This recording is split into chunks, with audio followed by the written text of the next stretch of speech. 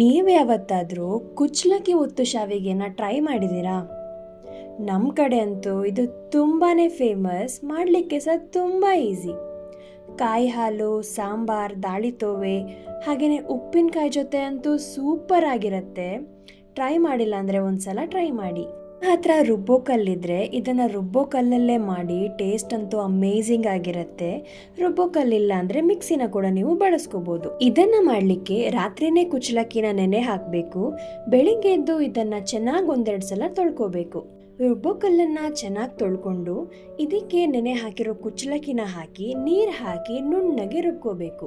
ರುಬ್ಬೋ ಕಲ್ಲಲ್ಲಿ ನುಣ್ಣಗಾಗೋದಕ್ಕೆ ಸ್ವಲ್ಪ ಟೈಮ್ ಹಿಡಿಸಿದ್ರು ಸಹ ಟೇಸ್ಟ್ ಮಾತ್ರ ಸೂಪರ್ ಆಗಿರುತ್ತೆ.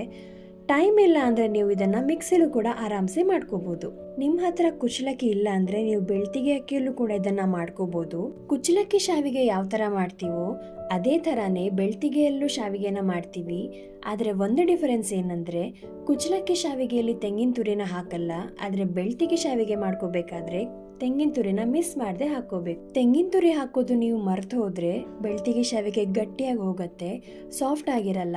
ಆದ್ರಿಂದ ಬೆಳ್ತಿಗೆ ಶಾವಿಗೆ ಮಾಡ್ಕೋಬೇಕಾದ್ರೆ ತೆಂಗಿನ ತುರಿ ಹಾಕೋದನ್ನ ಮರಿಬೇಡಿ. ಬೆಳ್ತಿಗೆ ಅಕ್ಕಿನ ರಾತ್ರಿನೇ ನೆನೆ ಹಾಕಿದ್ರೆ ತುಂಬಾನೇ ಒಳ್ಳೇದು. ಸಪೋಸ್ ನಿಮಗೆ ಮರ್ತು ಹೋದ್ರೆ 1 ಗಂಟೆ ಅಕ್ಕಿನ ನೆನೆಸಿದ್ರೆ ಕೂಡ ಸಾಕು. ನೀವೇನಾದ್ರೂ ಅರ್ಧ ಕೆಜಿ ಬೆಳ್ತಿಗೆ ಅಕ್ಕಿನ ಯೂಸ್ ಮಾಡ್ತಿದ್ದೀರಾ ಅಂದ್ರೆ 1 ತೆಂಗಿನಕಾಯಿನ ಹಾಕೊಳ್ಳಿ. ಸಪೋಸ್ ನಿಮಗೆ ಇನ್ಸ್ಟೆಂಟ್ ಆಗಿ ಮಾಡಬೇಕು ಅಂತ ಅನ್ಸಿದ್ರೆ ನೀವು ಅಕ್ಕಿ ಹಿಟ್ಟಲ್ಲೂ ಕೂಡ ಇದನ್ನ ಮಾಡ್ಕೋಬಹುದು. ಹಿಟ್ಟನ್ನ ರುಬ್ಕೊಂಡಾದ್ಮೇಲೆ ಇದಕ್ಕೆ ರುಚಿಗೆ ತಕ್ಕಷ್ಟು ಉಪ್ಪನ್ನ ಸೇರಿಸಿ ಚೆನ್ನಾಗಿ ಮಿಕ್ಸ್ ಮಾಡ್ಕೋಬೇಕು. ನಂತರ ಇದನ್ನ ಒಲೆ ಮೇಲಿಟ್ಟು ಕೈ ಆಡಿಸ್ತಾನೆ ಗಟ್ಟಿ ಆಗೋ ತನಕ ಇದನ್ನ ಬೇಯಿಸ್ಕೋಬೇಕು. ವಿಡಿಯೋದಲ್ಲಿ ತೋರಿಸ್ತಿರೋ ಹದಕ್ಕೆ ಹಿಟ್ಟು ಗಟ್ಟಿ ಆದ್ರೆ ಸಾಕು. ನಂತರ ಇದನ್ನ ಒಲೆಯಿಂದ ಕೆಳಗಿಳಿಸಿ ಒಂದ್ ಪಾತ್ರೆಯಲ್ಲಿ ಸ್ವಲ್ಪ ನೀರನ್ನ ರೆಡಿ ಮಾಡಿಟ್ಕೊಳ್ಳಿ. ಹಿಟ್ಟು ತುಂಬಾನೇ ಬಿಸಿ ಆಗಿರೋದ್ರಿಂದ ಕೈಯನ್ನ ನೀರಲ್ಲಿ ಒಂದ್ಸಲ ಡಿಪ್ ಮಾಡಿ ಸಣ್ಣ ಸಣ್ಣ ಉಂಡೆ ಮಾಡಿಕೊಂಡು ಸ್ಟೀಮರಲ್ಲಿ ಹಾಕಿ ಒಂದು ಅರ್ಧ ಗಂಟೆ ಬೇಯಿಸ್ಕೊಳ್ಳಿ. ಈ ಉಂಡೆಗಳು ಬೇಯೋವಷ್ಟರಲ್ಲಿ ನಾವು ಶಾವಿಗೆ ಮೆಷಿನ್ ಅನ್ನ ರೆಡಿ ಮಾಡ್ಕೊಳ್ಳೋಣ. ಇದು ಹಳೆ ಕಾಲದ ಶಾವಿಗೆ ಮೆಷಿನ್. ನೀವು ಇದನ್ನ ಬಳಸ್ತೀರಾ ಅಂದ್ರೆ ನಿಮಗೆ ಗೊತ್ತೇ ಇರುತ್ತೆ, ಮಿನಿಮಮ್ ಇಬ್ಬರಂತೂ ಬೇಕೇ ಬೇಕು. ಮನೆಯಲ್ಲಿ ತುಂಬ ಜನ ಇದ್ರೆ ಅಥವಾ ಹೆಲ್ಪಿಗೆ ಯಾರಾದರೂ ಇದ್ರೆ ಈ ಥರ ಶಾವಿಗೆ ಮೆಷಿನ್ ತುಂಬಾನೇ ಯೂಸ್ ಆಗುತ್ತೆ. ಇವಾಗಂತೂ ಮಾರ್ಕೆಟಲ್ಲಿ ತುಂಬ ವೆರೈಟಿ ಶಾವಿಗೆ ಮೆಷಿನ್ ಬಂದಿದೆ. ನೀವು ಒಬ್ಬರೇ ಇರ್ತೀರಾ ಅಥವಾ ಯಾರೂ ಹೆಲ್ಪ್ ಇಲ್ಲ ಅಂತಾದರೆ ನಾನು ಸ್ಕ್ರೀನಲ್ಲಿ ಕೊಟ್ಟಿರೋ ಮೆಷಿನ್ ಕೂಡ ತುಂಬಾನೇ ಯೂಸ್ಫುಲ್ ಇದೆ, ಚೆಕ್ ಮಾಡಿ. ಇಲ್ಲಿಗೆ ಶಾವಿಗೆ ಮೆಷಿನ್ಗೆ ಎಣ್ಣೆನ ಹಾಕಿ ರೆಡಿ ಮಾಡ್ಕೋಬೇಕು. ಇಷ್ಟು ಮಾಡಿದ್ರೆ 90% ಕೆಲಸ ಆದಂಗೆ. ನಂತರ ಈ ಉಂಡೆಗಳನ್ನ ಒಲೆಯಿಂದ ತೆಗೆದು ಅದು ಬಿಸಿ ಇರಬೇಕಾದ್ರೇನೆ ಶಾವಿಗೆ ಮೆಷಿನ್ಗೆ ಹಾಕಿ ಪ್ರೆಸ್ ಮಾಡಿದ್ರೆ ಆಯಿತು. ಅಮೇಝಿಂಗ್ ಆಗಿರೋ ಬಿಸಿ ಬಿಸಿ ಶಾವಿಗೆ ರೆಡಿ. ಈ ತುಳುನಾಡು ಸ್ಪೆಷಲ್ ರೆಸಿಪಿನ ನೀವು ಟ್ರೈ ಮಾಡಿಲ್ಲ ಅಂದರೆ ಖಂಡಿತ ಒಂದ್ಸಲ ಟ್ರೈ ಮಾಡಿ. ಟೇಸ್ಟ್ ಮಾತ್ರ ಅಮೇಝಿಂಗ್ ಆಗಿರುತ್ತೆ.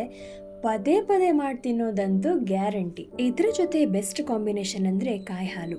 ಇದನ್ನ ಮಾಡ್ಕೊಳ್ಳೋದಕ್ಕೆ ಒಂದು ಮಿಕ್ಸಿ ಜಾರ್ಗೆ ತೆಂಗಿನ ತುರಿ ಹಾಗೇನೆ ಸ್ವಲ್ಪ ನೀರನ್ನು ಹಾಕಿ ಗಟ್ಟಿಯಾಗಿರೋ ತೆಂಗಿನ ಹಾಲನ್ನು ತೆಗೆದಿಟ್ಕೊಳ್ಳಿ.